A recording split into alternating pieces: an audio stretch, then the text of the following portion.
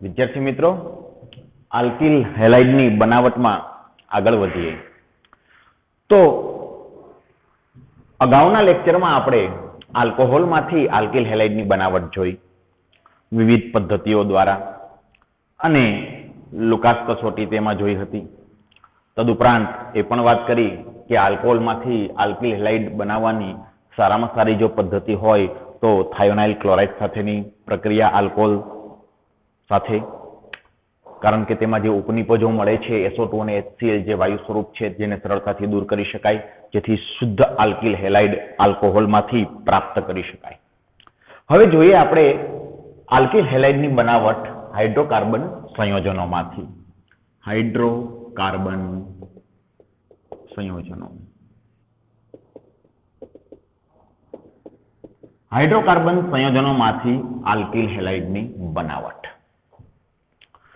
જેમાં સૌપ્રથમ જોઈએ છીએ આલ્કેન સંયોજન. આલ્કેન સંયોજનોના મુક્તમૂલક હેલોજનેશન દ્વારા.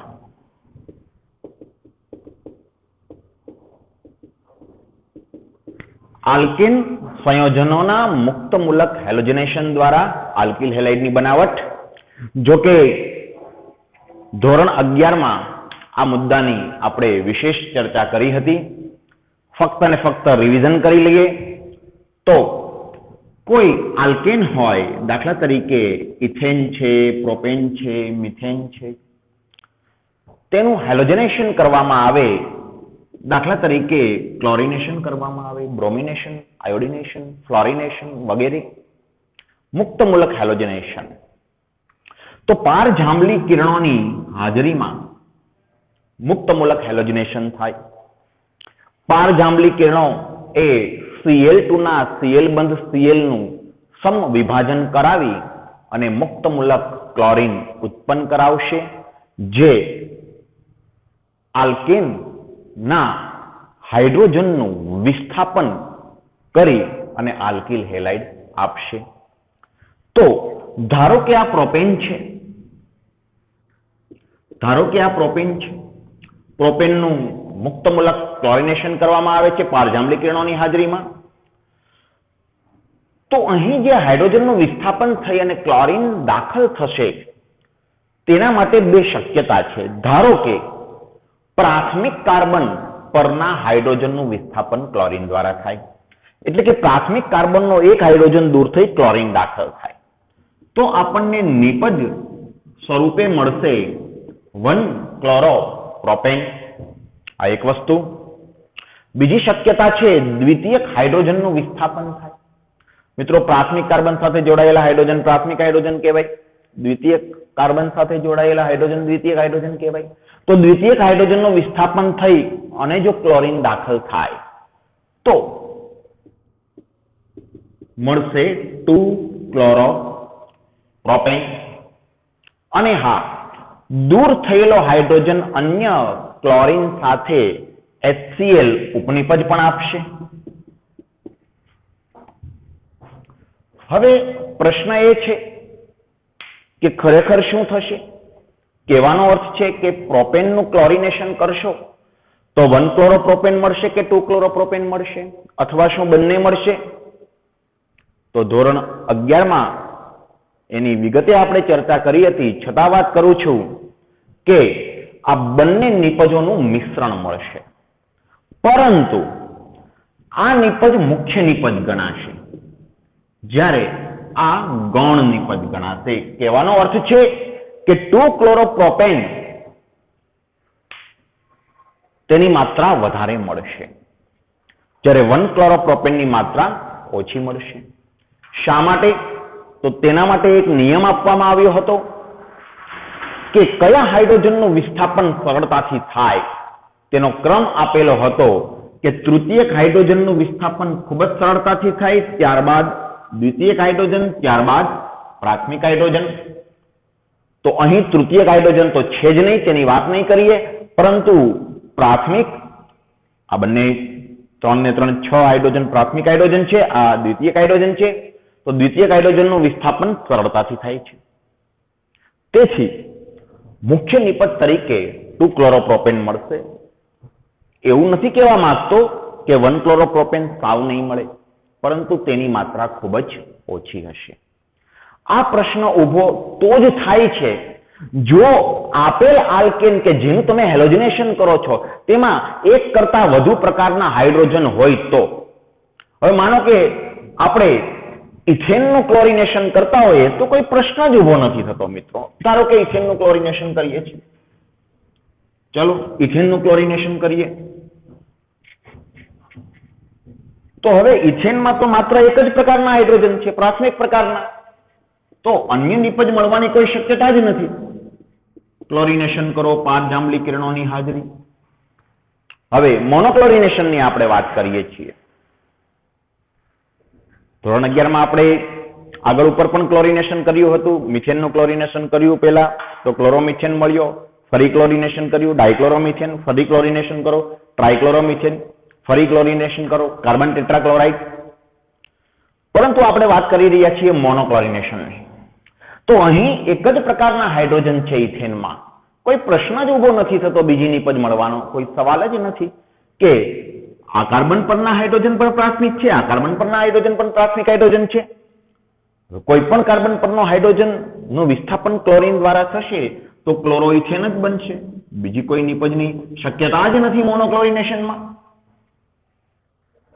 અને સાથે દૂર થયેલો હાઇડ્રોજન અન્ય ક્લોરીન સાથે HCl સ્વરૂપે દૂર થશે.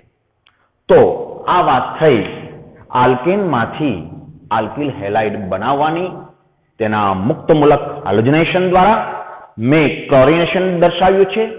ફ્લોરિનેશન પણ થઈ શકે છે, બ્રોમિનેશન થઈ શકે છે, આયોડિનેશન થઈ શકે છે. પરંતુ નોંધનીય બાબત છે કે આલ્કેનનું મુક્તમૂલક હેલોજનેશન ની પ્રક્રિયાના વેગની જો હું વાત કરું તો જો આલ્કેનનું ફ્લોરિનેશન કરવામાં આવે તો તે પ્રક્રિયા ખૂબ જ ઝડપી હશે.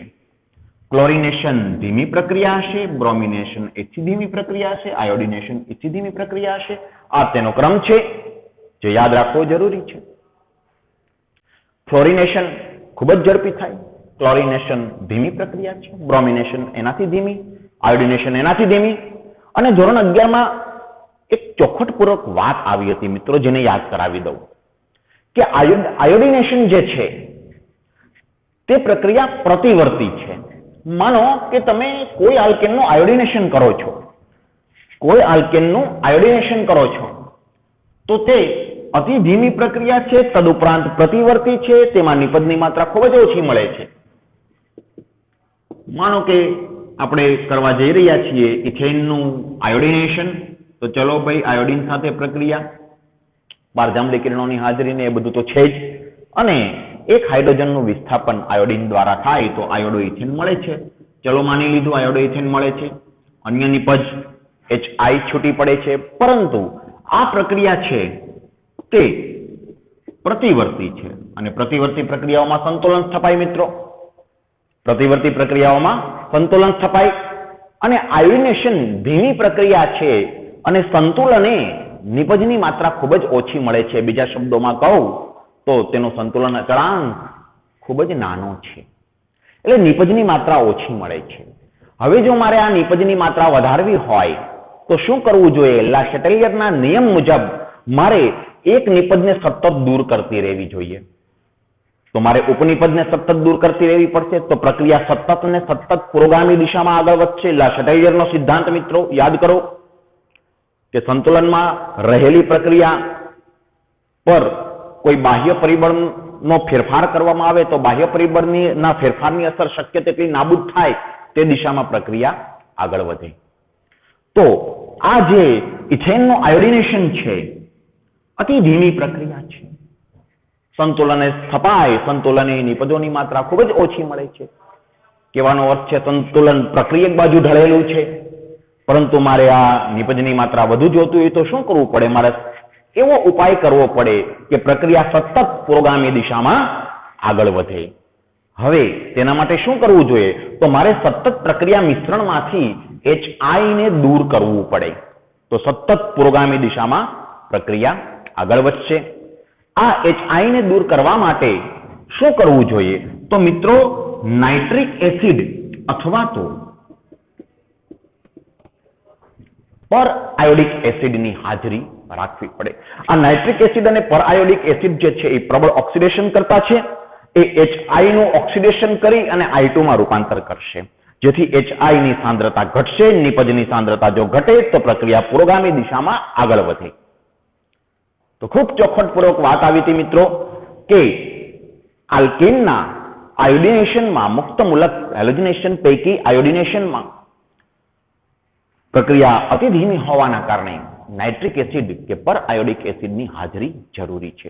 કારણ કે આ બંને ખૂબ સારા એવા પ્રબળ ઓક્સિડેશન કરતા છે અને ઉત્પન્ન થતા HI નું ઓક્સિડેશન કરી તે I2 માં ફેરવે છે. મિત્રો HI નો I-1 ઓક્સિડેશન અવસ્થા ધરાવતો હોય તેનું ઓક્સિડેશન કોણ કરશે? આ એસિડો કરશે અને તેનું ઓક્સિડેશન થઈ I- નું I2 માં રૂપાંતર થશે અને જેના કારણે શું થશે? તો કે આ જે સંતુલન મિશ્રણ રહેલું છે તેમાં HI ની સાંદ્રતામાં ઘટાડો થશે અને જો નિપજની સાંદ્રતા ઘટે તો પ્રક્રિયા પુરોગામી દિશામાં આગળ વધે. તો આ વાત વિગતે આપણે ધોરણ 11 માં પણ ભણ્યા હતા, વિગતે અહીં પણ રિવિઝન કર્યું. આગળ વધીએ તો આલ્કેન સંયોજનોના મુક્ત મૂલક હેલોજનેશન દ્વારા આલ્કિલ હેલાઇડ બનાવ્યો. હવે જોઈએ છીએ બીજી પ્રક્રિયા. આલ્કિન સંયોજનોમાંથી આલ્કિલ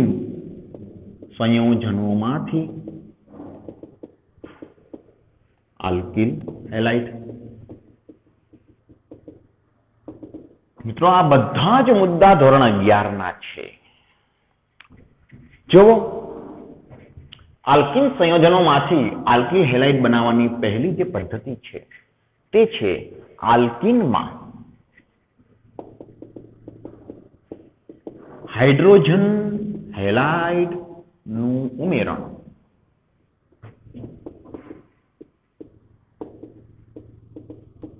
આલ્કિન સંયોજનમાં હાઇડ્રોજન હેલાઇડનું ઉમેરણ કરતા આલ્કિલ હેલાઇડ પ્રાપ્ત થાય. દાખલા તરીકે ઇથિનની પ્રક્રિયા HCl સાથે કરવામાં આવે. હાઇડ્રોજન હેલાઇડ જનરલ આપની ટેક્સ્ટબુકમાં HX એવું દર્શાવેલું છે. મેં ઉદાહરણ લીધું છે HCl, હાઇડ્રોક્લોરિક એસિડ. તો શું થશે મિત્રો? તો કે દ્વિબંધ તૂટશે, એક કાર્બન સાથે હાઇડ્રોજન જોડાશે, એક કાર્બન સાથે ક્લોરીન જોડાશે, પ્રાપ્ત થશે ક્લોરો ઇથેન. બીજું ઉદાહરણ લઉં છું કે પ્રોપીનની જો HCl સાથે પ્રક્રિયા કરવામાં આવે, હાઇડ્રોજન હેલાઇડનું ઉમેરણ, તો દ્વિબંધ તૂટશે, બે કાર્બનની એક વેલેન્સી ખાલી રહેશે, પરંતુ મિત્રો અહીં બે નિપજની શક્યતા રહેશે. ધારો કે આ દ્વિબંધ તૂટે, હવે હાઇડ્રોજન છે એ બીજા નંબરના કાર્બન સાથે જોડાય, ક્લોરીન છે એ પહેલા નંબરના કાર્બન સાથે જોડાય, આ એક શક્યતા છે. તો મને મળશે 1-ક્લોરોપ્રોપેન. દ્વિબંધ તૂટ્યો, હાઇડ્રોજન HCl નો હાઇડ્રોજન એક અહીંયા જોડાયો, ક્લોરીન અહીંયા જોડાયો. બીજી શક્યતા કદાચ ઉલટું થાય, ક્લોરીન અહીં જોડાય, હાઇડ્રોજન અહીં જોડાય, તો શું મળે? તો કે 2-ક્લોરોપ્રોપેન. યાદ આવે છે કઈ માર્કોનિકોવનો નિયમ? કઈ નિપજ મળવાની વધુ શક્યતા રહેશે? તો કે માર્કોનિકોવના નિયમ અનુસાર 2-ક્લોરોપ્રોપેન મળવાની શક્યતા વધારે રહેશે. યાદ કરો મિત્રો માર્કોનિકોવનો નિયમ. અસમમિત ઇથિલિનિક દ્વિબંધ ધરાવતા હાઇડ્રોકાર્બનની અસમ પ્રક્રિયક સાથે પ્રક્રિયા થતા વધુ વિદ્યુત ઋણ તત્વ ઓછા હાઇડ્રોજન ધરાવતા કાર્બન સાથે જોડાય. વધુ વિદ્યુત ઋણ તત્વ અસમ પ્રક્રિયક છે HCl,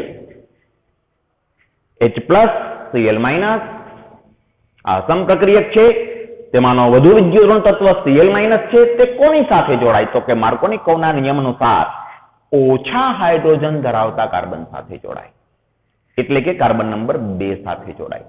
ક્લોરીન કાર્બન નંબર 2 સાથે જોડાય. અસમમિત ઇથિલિનિક દ્વિબંધ ધરાવતા અસમમિત ઇથિલિનિક દ્વિબંધ ધરાવતા હાઇડ્રોકાર્બનની અસમપ્રક્રિયક સાથે પ્રક્રિયા થતા અસમપ્રક્રિયકનો વધુ વિદ્યુતઋણ તત્વ ઓછા હાઇડ્રોજન ધરાવતા કાર્બન સાથે જોડાય. માર્કોની કર્વનો નિયમ મિત્રો. તો માર્કોની કર્વના નિયમ અનુસાર 2-ક્લોરોપ્રોપેન મળવાની શક્યતા વધારે છે. એવી કદાપી ના નથી પાડેલી કે 1-ક્લોરોપ્રોપેન નહીં મળે, પરંતુ ખૂબ જ ઓછી માત્રામાં મળશે. અહીં મુખ્ય નિપજ 2-ક્લોરોપ્રોપેન રહેશે. અને ધોરણ 11માં માર્કોની કર્વના નિયમની જે ક્રિયાવિધિ દર્શાવી હતી તેમાં કાર્બોકેટાઇનના સ્થાયિત્વની વાત કરી હતી. રિફર કરી લેજો મિત્રો, જે ખૂબ વિગતે આપણે ભણ્યા હતા કે શા માટે 2-ક્લોરોપ્રોપેન જ મળે છે વધુ માત્રામાં. 1-ક્લોરોપ્રોપેન મળે ખરો, પણ ઓછી માત્રામાં, ખૂબ ઓછી માત્રામાં. તો માર્કોની કર્વનો નિયમ. હવે માનો કે અહીં HCl ની બદલે HBr રાખો તો પણ 2-બ્રોમોપ્રોપેન મળશે. પરંતુ પ્રતિ માર્કોની કર્વનો પણ નિયમ આપણે જોયો હતો મિત્રો કે પેરોક્સાઇડ ઉદ્દીપક બેન્ઝોઇલ પેરોક્સાઇડ ઉદ્દીપકની હાજરીમાં જો પ્રોપીનની પ્રક્રિયા HBr સાથે કરવામાં આવે બેન્ઝોઇલ પેરોક્સાઇડ ઉદ્દીપકની હાજરીમાં, તો પાછું 1-બ્રોમોપ્રોપેન એ મુખ્ય નિપજ મળે. તો પ્રતિ માર્કોની કર્વના નિયમ અનુસાર નિપજ મળે. ક્યારે? જો પેરોક્સાઇડ ઉદ્દીપકની હાજરી હોય, યાદ કરો મિત્રો, બેન્ઝોઇલ પેરોક્સાઇડ, તો પ્રતિ માર્કોની કર્વના નિયમ અનુસાર નિપજ મળતી હતી. પણ ઓકે, આ પ્રક્રિયાઓ અલ્ટિમેટલી શેની છે? તો કે આલ્કીનમાં હાઇડ્રોજન હેલાઇડના ઉમેરણની વાત છે. અને યાદ કરો મિત્રો, પ્રતિ માર્કોની કર્વનો નિયમ મુજબ નિપજ મેળવવી હોય તો બેન્ઝોઇલ પેરોક્સાઇડ ઉદ્દીપક રાખવો પડે છે. અને તે માત્ર ને માત્ર HBr સાથે જ થઈ શકે છે, તેની પણ ચોખવટપૂર્વક વાત આવી હતી. જ્યારે માર્કોની કર્વના નિયમ અનુસાર તો HCl કે HBr કોઈ પણ રાખો ચાલશે, પરંતુ પ્રતિ માર્કોની કર્વના નિયમ અનુસાર નિપજ મળવી હોય તો માત્ર ને માત્ર HBr રાખવો પડે છે. HCl સાથે નથી મળતી, જે તેની મર્યાદા છે. ઓકે, તો આલ્કીનમાં હાઇડ્રોજન હેલાઇડનું ઉમેરણ, માર્કોની કર્વનો નિયમ, પ્રતિ માર્કોની કર્વનો નિયમ. ત્યારબાદ વાત કરીએ આલ્કીન સંયોજનમાંથી આલ્કિલ હેલાઇડ અન્ય કઈ રીતે મેળવી શકાય? એક તો હાઇડ્રોજન હેલાઇડના ઉમેરણ દ્વારા મેળવી શકાય, અને નંબર 2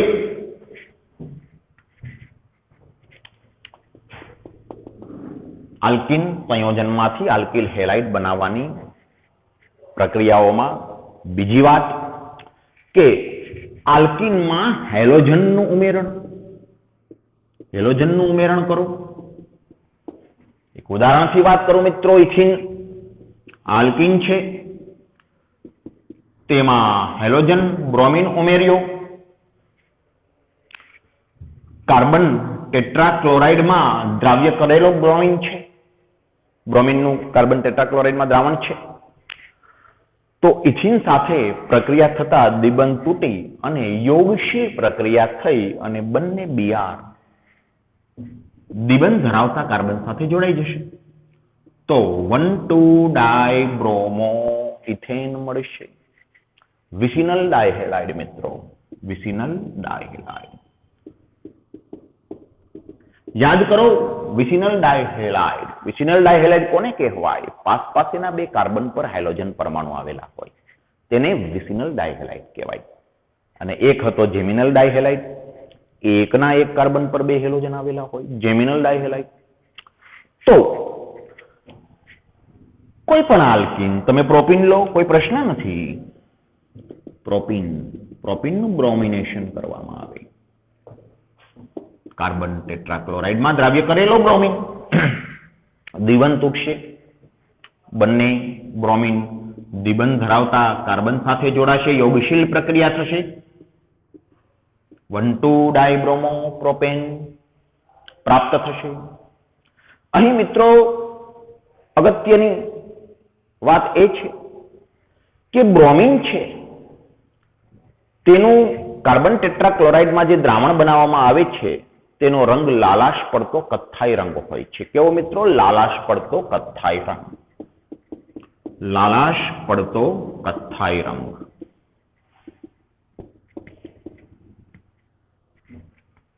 બ્રોમિનનું કાર્બન ટેટ્રાક્લોરાઇડમાં બનાવેલું દ્રાવણ જે લાલાશ પડતા કથ્થાઈ રંગનું હોય છે. હવે જો તેની પ્રક્રિયા કોઈ આલ્કીન સાથે કરવામાં આવે તો બહુ સ્પષ્ટ છે કે બ્રોમિન તો વપરાઈ જાય છે ને, અને આ લાલાશ પડતો કથ્થાઈ રંગ કાર્બન ટેટ્રાક્લોરાઇડના કારણે નો તો બ્રોમિનના કારણે છે. બ્રોમિનનો રંગ છે લાલાશ પડતો કથ્થાઈ રંગ. તો કાર્બન ટેટ્રાક્લોરાઇડના બનાવેલું બ્રોમિનનું દ્રાવણ જે લાલાશ પડતા કથ્થાઈ રંગનું હોય છે તેમાં જો ઇથિન વાયુ પસાર કરવામાં આવે તો ઇથિન બ્રોમિન સાથે પ્રક્રિયા કરે તો બ્રોમિનની સાંદ્રતા ઘટવા માંડે, તો લાલાશ પડતો કથ્થાઈ રંગ પણ ધીમે ધીમે ઝાંખો થતો જાય અને કદાચ જો સંપૂર્ણપણે બ્રોમિન વપરાઈ જાય તો રંગ દૂર પણ થઈ જાય. મિત્રો આ કસોટી છે દ્વિબંધની પરખ કસોટી. દ્વિબંધની પરખ કસોટી અથવા તો કહું તો અસંતૃપ્તતાની પરખ કસોટી. દ્વિબંધ કે ત્રિબંધ ધરાવતા સંયોજનો અસંતૃપ્ત સંયોજનો કહેવાય છે અને આ અસંતૃપ્ત સંયોજનો ની અસંતૃપ્તતાની જાણકારી આ કસોટી દ્વારા મળે છે. માનો કે કોઈ હાઇડ્રોકાર્બન આપને આપેલો છે, હવે તે સંતૃપ્ત છે કે અસંતૃપ્ત તે જાણવું હોય તો બ્રોમિન કાર્બન ટેટ્રાક્લોરાઇડમાં બનાવેલા બ્રોમિનના દ્રાવણમાં આપેલ હાઇડ્રોકાર્બન ઉમેરવામાં આવે અને જો દ્રાવણનો રંગ ઝાંખો થાય અથવા તો લાલાશ પડતો કથ્થાઈ રંગ સંપૂર્ણપણે દૂર થઈ જાય તો સમજવું કે આપેલો હાઇડ્રોકાર્બન તે અસંતૃપ્ત છે અને તેને આવી યોગશીલ પ્રક્રિયા આપી છે, જેના કારણે બ્રોમિનનો લાલાશ પડતો કથ્થાઈ રંગ દૂર થાય છે. મિત્રો યાદ કરો, બેન્ઝીન વિશિષ્ટ અસંતૃપ્ત છે. તેમાં આપણે વાત કરી હતી કે કોઈ પણ આલ્કીન કે આલ્કાઇન, કોઈ પણ આલ્કીન, તેમાં એવી વાત કરી હતી કોઈ પણ આલ્કીન બ્રોમિન નો રંગ દૂર કરે છે, પરંતુ બેન્ઝીન અસંતૃપ્ત હોવા છતાંય બ્રોમિનનો રંગ દૂર કરી શકતો નથી, જે સાબિત કરે છે કે બેન્ઝીન અસંતૃપ્ત હોવા છતાં કંઈક વિશિષ્ટ છે. તે યોગશીલ પ્રક્રિયાનો પ્રતિકાર કરે છે અને બેન્ઝીન અસંતૃપ્ત હોવા છતાં વિસ્થાપન પ્રક્રિયા આપે છે, આલ્કેનની જેમ, નહીં કે આલ્કીનની જેમ યોગશીલ પ્રક્રિયા. એ વખતે આ બાબતની આપણે ચર્ચા કરી હતી. આગળ વધીએ તો આલ્કિલ હેલાઇડની બનાવટ આપણે આલ્કિલ હેલાઇડની બનાવટ શેમાંથી જોઈ તો કે અગાઉના લેક્ચરમાં આલ્કોહોલમાંથી આલ્કિલ હેલાઇડની બનાવટ જોઈ વિવિધ પદ્ધતિઓ દ્વારા. આજે આપણે જોયું આલ્કેનમાંથી આલ્કિલ હેલાઇડ, આલ્કીનમાંથી આલ્કિલ હેલાઇડ. હવે જોઈએ આલ્કિલ હેલાઇડમાંથી આલ્કિલ હેલાઇડ. આપને પ્રશ્ન થશે આ વળી શું છે? આલ્કિલ હેલાઇડ ના હેલોજન, આલ્કિલ હેલાઇડમાં હેલોજન વિનિમય દ્વારા, હેલોજન વિનિમય દ્વારા, સાદી ભાષામાં કહું મિત્રો તો આલ્કિલ હેલાઇડમાંથી અન્ય આલ્કિલ હેલાઇડ.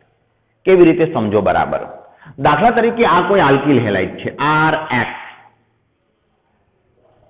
હવે તેની પ્રક્રિયા હું સોડિયમ આયોડાઇડ સાથે કરું. મિત્રો અહીં નોંધનીય બાબત છે કે X = કાં તો ક્લોરીન છે કાં તો બ્રોમિન છે, કાં તો RCl છે કાં RBr છે. તેની પ્રક્રિયા સોડિયમ આયોડાઇડ સાથે કરવામાં આવતા આ હેલોજનનું વિસ્થાપન આયોડિન દ્વારા થાય, એટલે આલ્કિલ આયોડાઇડ પ્રાપ્ત થાય અને NaX છૂટો પડે, NaX છૂટો પડે. ઉદાહરણ તરીકે જો વાત કરું મિત્રો તો CH3Cl ક્લોરોઇથેનની પ્રક્રિયા સોડિયમ આયોડાઇડ સાથે કરો તો NaCl છૂટો પડે ને આયોડિન, ટૂંકમાં ક્લોરીનનું વિસ્થાપન આયોડિન દ્વારા થાય તો ક્લોરોમિથેનમાંથી આયોડોમિથેન મેળવી શકાય અને NaCl છૂટો પડે. ઓકે મિત્રો, બીજી વાત કરું તો CH3Br, તેની પ્રક્રિયા તમે સોડિયમ આયોડાઇડ સાથે કરો તો બ્રોમિનનું વિસ્થાપન આયોડિન દ્વારા થાય તો CH3Br અને CH3I અને સોડિયમ બ્રોમાઇડ છૂટો પડશે. મિત્રો, અહીં નોંધનીય બાબત છે કે જે મૂળ આલ્કિલ હેલાઇડ લીધેલો છે તેનો હેલોજન વધુ વિદ્યુતઋણ હોવો જોઈએ અને સોડિયમ આયોડાઇડ અથવા તો જે ક્ષાર લીધેલો છે સોડિયમ હેલાઇડ ક્ષાર તેનો હેલોજન ઓછો વિદ્યુતઋણ હોવો જોઈએ તો પ્રક્રિયા થાય. કહેવાનો અર્થ છે ઉલટું ના થાય. શું ના થાય? માનો કે CH3I ની પ્રક્રિયા તમે NaCl સાથે કરો ને તો પ્રક્રિયા ના થાય. તમે અહીં અપેક્ષા રાખો કે આયોડિનનું વિસ્થાપન ક્લોરીન દ્વારા થાય, ના થાય. એટલે આ બાબત ધ્યાનમાં રાખવા જેવી છે કે X = ક્લોરીન કે બ્રોમિન હોય તો સોડિયમ આયોડાઇડ સાથે હેલોજનનો વિનિમય થાય. તો આપણો મૂળ મુદ્દો હતો આલ્કિલ હેલાઇડ જ છે ને આ, તેમાં હેલોજન વિનિમય છે. ક્લોરીનની બદલે આયોડિન આવી શકે, બ્રોમિનની બદલે આયોડિન આવી શકે સોડિયમ આયોડાઇડ વડે. આ પ્રક્રિયાને ફિંકલ-સ્ટેઇન પ્રક્રિયા કહેવામાં આવે છે મિત્રો. ફિંકલ-સ્ટેઇન પ્રક્રિયા. હેલોજન વિનિમય દ્વારા આલ્કિલ હેલાઇડની બનાવટ, ફિંકલ-સ્ટેઇન પ્રક્રિયા. આ જ મુદ્દામાં એક બીજી પણ પ્રક્રિયા છે, એટલે કે હેલોજન વિનિમય દ્વારા આલ્કિલ હેલાઇડની બનાવટ શ્વાર્ટ્ઝ પ્રક્રિયા દ્વારા. શ્વાર્ટ્ઝ પ્રક્રિયા શું છે જોઈએ. આ ફિંકલ-સ્ટેઇન પ્રક્રિયા હતી. શ્વાર્ટ્ઝ પ્રક્રિયા શું છે તે જોઈએ. જો મિત્રો,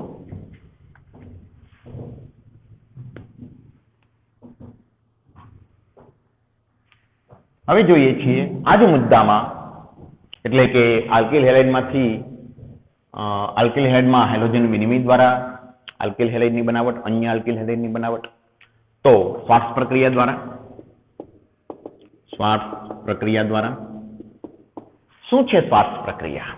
તો જોઈએ મિત્રો કે દાખલા તરીકે એક ઉદાહરણથી વાત કરું કે માનો કે CH3Br છે, બ્રોમોમિથેન છે, તેની પ્રક્રિયા સિલ્વર ફ્લોરાઇડ સાથે કરવામાં આવે તો બ્રોમિનનું વિસ્થાપન ફ્લોરિન દ્વારા થશે અને CH3F બનશે અને AgBr છૂટો પડશે. અથવા તો કહું તો CH3Cl ક્લોરોમિથેન, તેની પ્રક્રિયા તમે AgF સાથે કરો તો પણ ક્લોરીનનું વિસ્થાપન ફ્લોરિન દ્વારા થઈ ફ્લોરોમિથેન બનશે અને AgCl છૂટો પડશે. મિત્રો, જનરલ આ પ્રક્રિયાને હું આમ દર્શાવીશ કે Rx, કે જ્યાં x ક્યાં તો છે ફ્લોરિન અથવા તો બ્રોમિન, તેની પ્રક્રિયા AgF સાથે જો કરવામાં આવે તો RF મળે, ફ્લોરાઇડ મળે, આલ્કિલ ફ્લોરાઇડ મળે અને AgX છૂટો પડે. અહીં x કાં તો ક્લોરીન છે અથવા બ્રોમિન છે, બસ. તો આ શરત પણ યાદ રાખવી જરૂરી છે. અને એક નોંધનીય બાબતની જો વાત કરું મિત્રો, તો અત્યાર સુધીમાં આલ્કિલ હેલાઇડની બનાવટો આપણે જોઈ તેમાં ક્યાંય ફ્લોરાઇડની બનાવટ આવી નહીં. ફ્લોરાઇડ શ્વાર્ટ્ઝ પ્રક્રિયાથી મેળવી શકાય છે. આપણે ક્લોરાઇડ બનાવ્યા, આયોડાઇડ બનાવ્યા, બ્રોમાઇડ બનાવ્યા, ફ્લોરાઇડ નથી આવ્યા. ફ્લોરાઇડ શ્વાર્ટ્ઝ પ્રક્રિયા દ્વારા મેળવી શકાય છે. તો અહીં એક મુદ્દાની ચર્ચા આપણે પૂરી કરીએ છીએ. આલ્કિલ હેલાઇડની બનાવટ. શેમાંથી જોઈએ આલ્કિલ હેલાઇડની બનાવટ? આલ્કોહોલમાંથી વિવિધ પ્રક્રિયાઓ દ્વારા, જેમ કે લુકાસ કસોટી હતી, પછી NaBr અને H2SO4 સાથે હતી જેમાં બ્રોમાઇડ બનતો હતો. ત્યારબાદ PCl3 એટલે કે PX3, PCl5, SOCl2 અથવા તો X2 લાલ ફોસ્ફરસની હાજરીમાં આટલી પ્રક્રિયાઓ જોઈ. તો એ આલ્કોહોલમાંથી આલ્કિલ હેલાઇડની બનાવટ હતી. ત્યારબાદ શું જોયું આપણે? તો કે આલ્કેનમાંથી હાઇડ્રોકાર્બનમાંથી આલ્કિલ હેલાઇડ મુક્તમૂલક હાલોજનેશન દ્વારા આલ્કીનમાંથી આલ્કિલ હેલાઇડની વાત કરી, માર્કોનિકોવ પ્રતિ માર્કોનિકોવનો નિયમ, હાઇડ્રોજન હેલાઇડના ઉમેરણ દ્વારા, ત્યારબાદ આલ્કિનમાંથી હાઇડ્રોજનના ઉમેરણ દ્વારા બ્રોમિનેશન જોયું આપણે, યોગશીલ પ્રક્રિયા, વિસિનલ ડાઇબ્રોમાઇડ બન્યો અને ફિંકલસ્ટેઇન તથા શાર્ટ્સ પ્રક્રિયા. તો આ થઈ આલ્કિલ હેલાઇડની બનાવટ. આગળ જોઈએ મિત્રો એરાઇલ હેલાઇડની પણ બનાવટ વિશે વાત આવે છે. જેમ આલ્કિલ હેલાઇડ તેમ એરાઇલ હેલાઇડ બેન્ઝીન રિંગ પર સીધો હેલોજન જોડાયેલો હોય એરાઇલ હેલાઇડની બનાવટ તે જોઈએ. હવે જોઈએ હેલો એરિન સંયોજનોની બનાવટ. મિત્રો જો કે ધોરણ 11 માં બેન્ઝીનનું ક્લોરિનેશન આપણે કર્યું હતું, ક્લોરોબેન્ઝીન મળ્યો હતો. ફર્ધર ક્લોરિનેશન કરતા ઓર્થો ડાયક્લોરોબેન્ઝીન, પેરાડાયક્લોરોબેન્ઝીન બન્યું હતું. તો બેન્ઝીનના ક્લોરિનેશન દ્વારા, ટોલ્યુઇનના ક્લોરિનેશન દ્વારા હેલો એરિન સંયોજન બનાવી શકાય છે. જેમ કે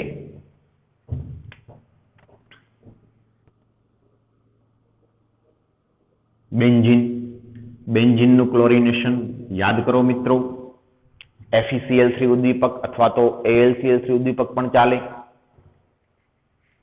ઇલેક્ટ્રોન અનુરાગી વિસ્થાપન પ્રક્રિયા હતી મિત્રો, ઇલેક્ટ્રોન અનુરાગી વિસ્થાપન પ્રક્રિયા દ્વારા બેન્ઝીનનું ક્લોરિનેશન, ઇલેક્ટ્રોન અનુરાગી વિસ્થાપન, તેની ક્રિયાવિધિ પણ આપણે ધોરણ 11 માં જોઈ હતી કે FeCl3 અથવા તો AlCl3 ઉદ્દીપક પણ ચાલે, નિર્જળ AlCl3 અથવા નિર્જળ AlCl3. ચલો ઓકે. તો બેન્ઝીનના કાર્બન પરના હાઇડ્રોજનનું વિસ્થાપન થઈ ક્લોરીન દાખલ થાય છે. ખરેખર તે Cl+ હોય છે, તેની ક્રિયાવિધિ આપણે જોઈ હતી મિત્રો કે Cl+ અહીંયા દાખલ થશે અને અહીંથી H+ અને અન્ય Cl- તે HCl સ્વરૂપે છૂટો પડશે. ત્યારબાદ ક્લોરોબેન્ઝીનનું ફર્ધર ક્લોરિનેશન કરતા ફરી વખત FeCl3 ઉદ્દીપક અથવા તો AlCl3 ઉદ્દીપકની હાજરી, અને જો ક્લોરોબેન્ઝીનનું આગળ ક્લોરિનેશન કરો તો ઓર્થો ડાયક્લોરોબેન્ઝીન અને પેરા ડાયક્લોરોબેન્ઝીનનું મિશ્રણ મળે. તેમાં પણ મિત્રો આપણે વાત કરી હતી કે પેરા ડાયક્લોરોબેન્ઝીનનું પ્રમાણ વધારે મળે કારણ કે તે સમમિતીય છે, તેનું સ્થાયિત્વ સારું હોય. તે જ રીતે વાત કરી હતી આપણે ટોલ્યુઇનનું ક્લોરિનેશન. માનો કે ટોલ્યુઇનનું ક્લોરિનેશન કરવામાં આવે, હેલોજનેશન કરવામાં આવે. મિત્રો અહીં બ્રોમિનેશન પણ કરી શકો તો બ્રોમોબેન્ઝીન, ઓર્થોડાયબ્રોમોબેન્ઝીન, પેરાડાયબ્રોમોબેન્ઝીન વગેરે મળે. હું ઉદાહરણ લઉં છું, જનરલ X2 નથી લખતો. ઓકે, આગળ જોઈએ તો માનો કે ટોલ્યુઇનનું તમે ક્લોરિનેશન કરો તો મિથાઇલ સમૂહ ઓર્થોપેરા નિર્દેશક છે. તો ઓર્થો અને અથવા પેરા સ્થાનમાં વિસ્થાપન થશે. ઓર્થો કે પેરા સ્થાનનો હાઇડ્રોજનનું વિસ્થાપન થઈ ક્લોરીન દાખલ થશે. તો ઓર્થોક્લોરો ટોલ્યુઇન અને પેરા ક્લોરો ટોલ્યુઇનનું મિશ્રણ મળશે. HCl છૂટો પડશે, અહીંથી મુક્ત થયેલો H અને Cl HCl સ્વરૂપે છૂટો પડશે. હવે અહીં જો વાત કરું મિત્રો તો Fe ઉદ્દીપક તો જરૂરી છે, પરંતુ ખાસ કરીને અંધારું હોવું જરૂરી છે આ પ્રક્રિયામાં. શા માટે અંધારું? કારણ કે જો સૂર્યપ્રકાશની હાજરી હશે તો વિસ્થાપન બેન્ઝીન રિંગના હાઇડ્રોજનનું નહીં થાય, મિથાઇલ સમૂહના હાઇડ્રોજનનું વિસ્થાપન થશે. અને જો અંધારું નહીં હોય તો મિથાઇલ સમૂહના હાઇડ્રોજનનું વિસ્થાપન થશે. એટલે મિથાઇલ સમૂહનો હાઇડ્રોજન વિસ્થાપન પામીને જો ક્લોરીન જોડાય તો શું બનશે? તો બનશે બેન્ઝાઇલ ક્લોરાઇડ, જે એરાઇલ હેલાઇડ ગણાતો નથી. આપણે વાત કરીએ છીએ કોની? હેલો એરિન એરાઇલ હેલાઇડની બનાવટની. તો આ તો એરાઇલ હેલાઇડ ના થયો મિત્રો. ફરીવાર કહું છું, જો સૂર્યપ્રકાશની હાજરી હશે ક્લોરિનેશનમાં તો મિથાઇલ સમૂહના હાઇડ્રોજનનું વિસ્થાપન થશે. આપણે બનાવવાનો છે એરાઇલ હેલાઇડ, એટલે કે હેલોજન રિંગમાં વિસ્થાપન પામી આવવો જોઈએ. તો તેના માટે અંધારું હોવું જરૂરી છે, સૂર્યપ્રકાશની ગેરહાજરી જરૂરી છે. જો સૂર્યપ્રકાશની હાજરી હશે તો વિસ્થાપન મિથાઇલ સમૂહના હાઇડ્રોજનનું થશે, નહીં કે બેન્ઝીન રિંગના ફિનાઇલ સમૂહના હાઇડ્રોજનનું. ઓકે, તો આ થઈ વાત હેલો એરિન સંયોજનની બનાવટ બેન્ઝીન કે ટોલ્યુઇન વગેરેમાંથી, અને પ્રક્રિયા કઈ હતી? ઇલેક્ટ્રોન અનુરાગી વિસ્થાપન પ્રક્રિયા દ્વારા. હવે આગળ જોઈએ તો એમાઇન સંયોજનમાંથી હેલો એરિન સંયોજનની બનાવટ. એમાઇન સંયોજનોમાંથી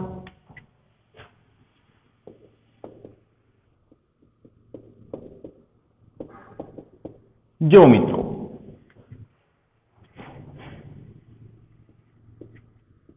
એમાઇન સંયોજન NH2 સમૂહ, આને કહેવાય એનિલીન અથવા એમિનોબેન્ઝીન પણ કહી શકો. એનિલીન. એનિલીન ની પ્રક્રિયા NaNO2 sodium nitrite plus HCl સાથે 0 થી 5 અંશ સેલ્સિયસ તાપમાને કરવામાં આવે. તો મિત્રો આ પ્રક્રિયા આપને યાદ રાખવી પડશે, કારણ કે નાઇટ્રોજન યુક્ત કાર્બનિક સંયોજનો જે પ્રકરણ હવે ભણીશું તેમાં આ પ્રક્રિયા આવે છે. તો એનિલીનની પ્રક્રિયા સોડિયમ નાઇટ્રાઇટ અને HCl સાથે 0 થી 5 અંશ સેલ્સિયસ તાપમાને કરવામાં આવતા મળતી નિપજ જે આપને હાલ પૂરતી યાદ રાખવી પડશે, અને જે નિપજ છે benzene diazonium chloride.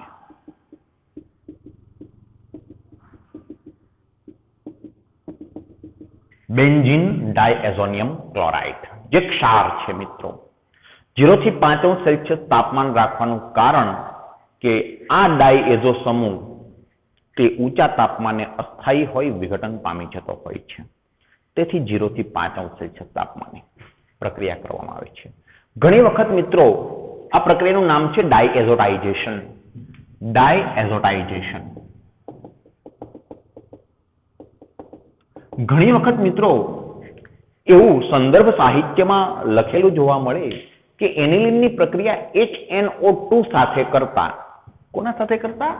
HNO2 nitrous acid સાથે કરતા બેન્ઝીન ડાયઝોનિયમ ક્લોરાઇડ મળે છે. હકીકતે NaNO2 અને HCl ની પ્રક્રિયા થઈ સૌપ્રથમ HNO2 પ્રાપ્ત થાય છે, પછી આ પ્રક્રિયા આગળ વધે છે. તેથી ઘણી વખત એવું લખેલું જોવા મળે છે કે એનિલીનની પ્રક્રિયા નાઇટ્રસ એસિડ સાથે કરતા બેન્ઝીન ડાયઝોનિયમ ક્લોરાઇડ મળે છે. તો તે ખોટી વાત નથી મિત્રો. અને બીજી વાત કરી તેમ 0 થી 5 અંશ સેલ્સિયસ તાપમાન શા માટે રાખવામાં આવ્યું છે? તો કે ડાયએઝો સમૂહ છે એ ઊંચા તાપમાને અસ્થાયી હોય તેનું વિઘટન થઈ જતું હોય છે. પરંતુ આપણે તો કંઈક જુદી દિશામાં જતા રહ્યા. આપણે વાત શું કરતા હતા? આપણે વાત કરતા હતા એમાઇન સંયોજનમાંથી હેલો એરિન સંયોજનની બનાવટ. આ તો કંઈ હેલો એરિન છે નહીં, આ એમાઇન છે, એરાઇલ એમાઇન છે, કોઈ સવાલ નથી. પણ આ તો હેલો એરિન નથી, આ તો કંઈક જુદું જ છે, બેન્ઝીન ડાયઝોનિયમ ક્લોરાઇડ. પરંતુ હવે બેન્ઝીન ડાયઝોનિયમ ક્લોરાઇડમાંથી બનાવી શકાશે હેલો એરિન સંયોજનો. કઈ રીતે જુઓ મિત્રો? તો આ બેન્ઝીન ડાયઝોનિયમ ક્લોરાઇડ છે તેની પ્રક્રિયા આગળ વધારીએ તો બેન્ઝીન ડાયઝોનિયમ ક્લોરાઇડની પ્રક્રિયા જો ક્યુપ્રસ ક્લોરાઇડ સાથે કરવામાં આવે, ક્યુપ્રસ ક્લોરાઇડ સાથે, તો અને થોડું ઊંચું તાપમાન ગરમ કરવામાં આવે તો ડાયઝો સમૂહનું વિઘટન થઈ અને પ્રાપ્ત થાય છે ક્લોરોબેન્ઝીન, અને આ બે નાઇટ્રોજન N2 સ્વરૂપે છૂટા પડે છે. Benzene diazonium chloride. Benzene diazonium chloride ની પ્રક્રિયા જો ક્યુપ્રસ ક્લોરાઇડ સાથે કરવામાં આવે તો ક્લોરોબેન્ઝીન મળે છે, નાઇટ્રોજન N2 તરીકે છૂટો પડે છે. જો ક્યુપ્રસ બ્રોમાઇડ સાથે પ્રક્રિયા કરવામાં આવે, પરંતુ HBr ની હાજરી પણ જરૂરી છે, જો કે અહીં પણ HCl ની હાજરી જરૂરી છે, દર્શાવેલો નથી, તો ક્યુપ્રસ બ્રોમાઇડની અને HBr ની હાજરીમાં પ્રક્રિયા કરવામાં આવે તો ડાયઝો સમૂહનું વિઘટન થઈ બ્રોમિન અહીં દાખલ થઈ બ્રોમોબેન્ઝીન પ્રાપ્ત થાય છે. બ્રોમોબેન્ઝીન પ્રાપ્ત થાય છે અને 2 નાઇટ્રોજન N2 પ્લસ આ Cl અને આ H HCl છૂટો પડશે. આ બ્રોમિન અહીં આવશે, બ્રોમોબેન્ઝીન પ્રાપ્ત થશે. તો આ જે બંને પ્રક્રિયાઓ છે તેને કહેવામાં આવે છે સેન્ડ-મેયર પ્રક્રિયા. ક્યુપ્રસ ક્લોરાઇડ અથવા ક્યુપ્રસ બ્રોમાઇડ સાથે પ્રક્રિયા કરતા શેની પ્રક્રિયા? બેન્ઝીન ડાયોઝોનિયમ ક્લોરાઇડની પ્રક્રિયા. અનુક્રમે ક્યુપ્રસ ક્લોરાઇડ અને ક્યુપ્રસ બ્રોમાઇડ સાથે પ્રક્રિયા કરતા ક્લોરોબેન્ઝીન અને બ્રોમોબેન્ઝીન પ્રાપ્ત થાય છે. હવે જો તમારે, અને આ બંને પ્રક્રિયાને સેન્ડ-મેયર પ્રક્રિયા તરીકે ઓળખવામાં આવે છે, જે યાદ રાખવું જરૂરી છે.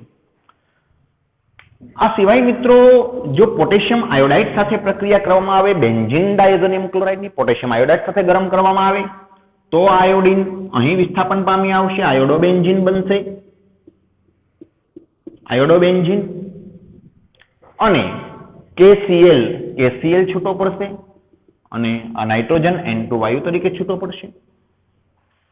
તો આ થઈ એનિલિનમાંથી ક્લોરોબેન્ઝીન બ્રોમોબેન્ઝીનની બનાવટ, જે સેન્ડ-મેયર પ્રક્રિયા તરીકે ઓળખાય છે, અને પોટેશિયમ આયોડાઇડ દ્વારા આયોડોબેન્ઝીનની બનાવટ.